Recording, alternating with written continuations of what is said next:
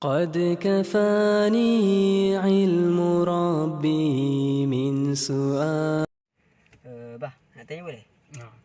Okey, pasal ada satu hadis ni daripada Sauban berkata, Rasulullah SAW bersabda, akan terjadi masa yang mana umat-umat di luar Islam berkumpul di samping kalian semua wahai umat Islam, sebagaimana berkumpulnya orang-orang yang memakai hidangan makanan. Kemudian salah seorang sahabat bertanya, apakah pada saat itu kami sedikit ya Rasulullah? Nabi menjawab, tidak, bahkan pada saat itu kalian dalam jumlah yang banyak. Namun pada saat itu kalian bagaikan buih yang ada di lautan. Ketika itu Allah telah hilangkan dari musuh-musuh kalian rasa takut dan segan terhadap kalian, dan kalian terkena wahan. Kemudian seorang sahabat bertanya kembali, ya Rasulullah, apa yang kamu masukkan dengan wahan itu? Rasulullah berkata, cinta dunia dan takut mati. Hadis riwayat Abu Daud. Jadi nak tanya tentang ni, apa yang dimasukkan dengan cinta dunia dan takut mati tu? Okey. Dalam hadis tu penyakit wahan maknanya cinta dunia takut mati kan? Betul. Kan cinta dunia takut mati. Okey, kalau kita tengok hadis tu, dia Nabi tak terus cakap penyakit wahan tu dalam hadis tu. Nabi ada cakap sebelum tu, Nabi cakap pasal apa? Pasal umat Islam ni umpama hidangan kan?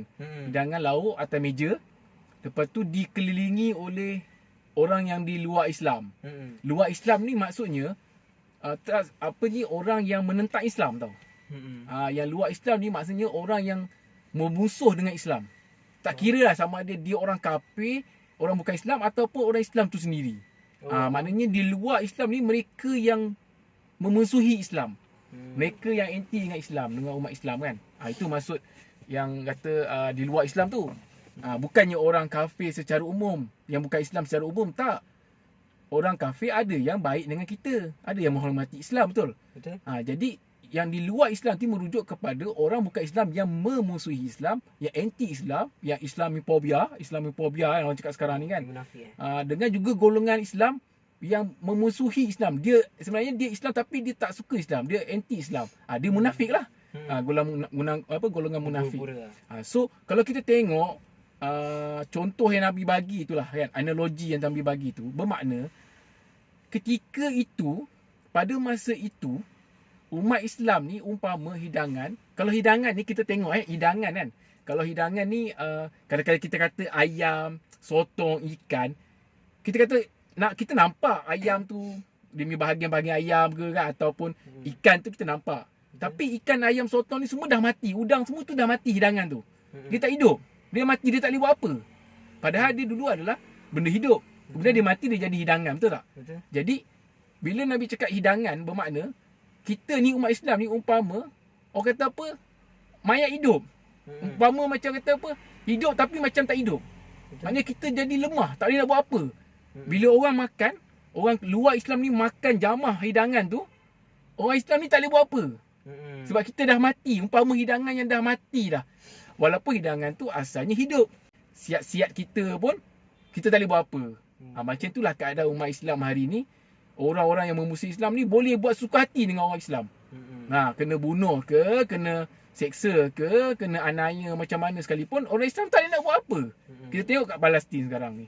Orang Palestin yang lawan. Arab, negara Arab yang dekat-dekat dia, yang sunnah ni kata Sunni ni, tak ada satu negara Arab pun yang betul-betul hantar tentera nak lawan dengan Israel tu. Yang lawan tu pun geng-geng Syiah. Yang dulu orang kata Syiah ni. Bukan kita kata Syiah tu betul, tapi sekurang-kurangnya Syiah tu lah yang datang melawan. Betul. Walaupun mungkin ada orang kata Syiah tu ala wayang je berlakunya. Tak apalah, tolak tepilah wayang tu. Yang penting dia ada juga hantar senjata lawan. Orang-orang dia dibunuh juga. Di Lebanon mati rakyat dia kan. Iran tu, di Syria tu kan. Iraq pun ada. Di itu Houthi Yaman lagi jauh.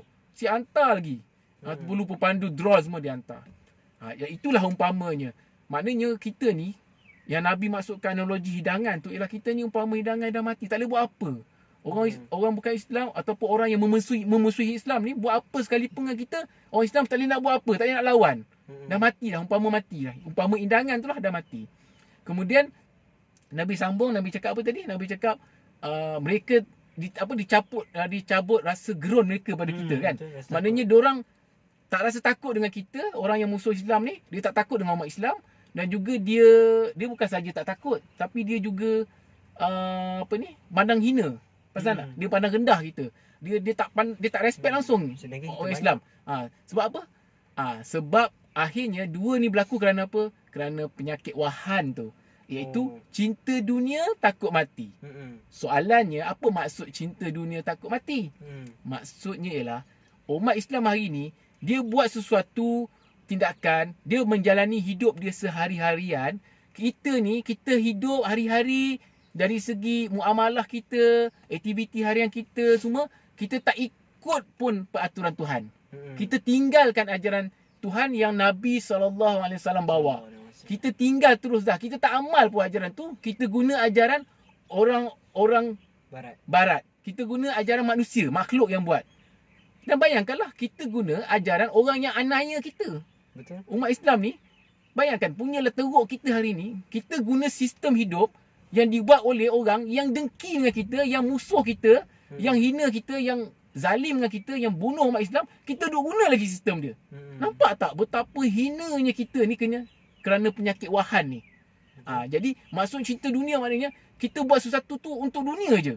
Kita bukan buat sesuatu tu kerana Allah dan Rasul. Kita tengok dalam pendidikan, kan? Kita tengok dalam ekonomi, kan? Semua sistem yang kita ada ni, kesihatan apa semua, cuba tengok katalah kesihatan misalnya.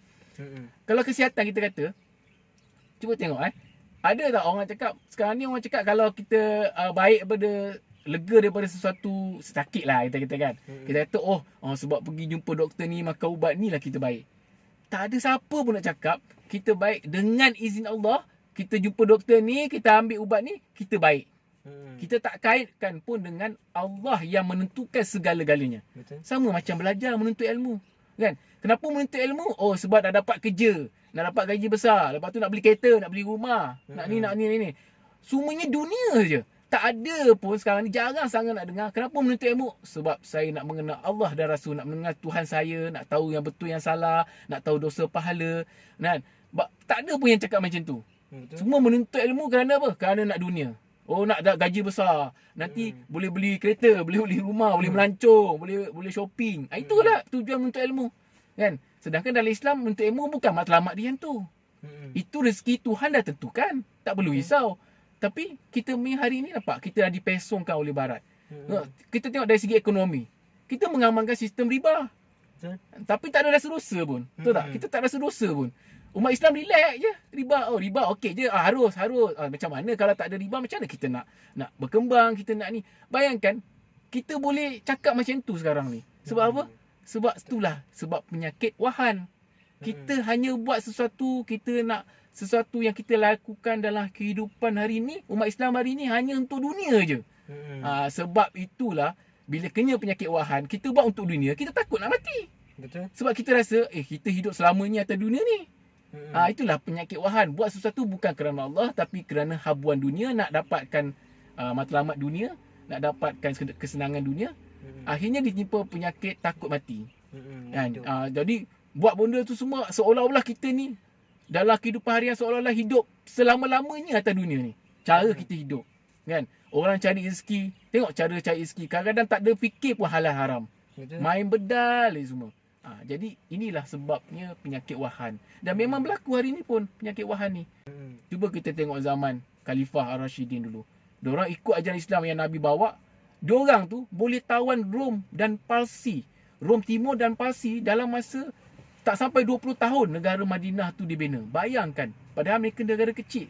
Tuhan bantu mereka. Sebab apa? Mereka ikut betul-betul ajaran Nabi dan Rasul. Tapi kita hari ni, kita sebab kena penyakit wahan ni lah.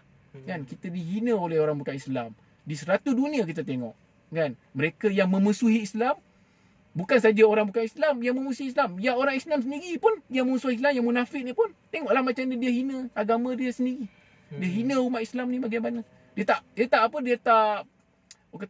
sokong pun. Tak backing pun, kan? Kalau apa-apa berlaku. So begitu hinanya kita hari ni. Dan itulah sebenarnya penyakit wahan.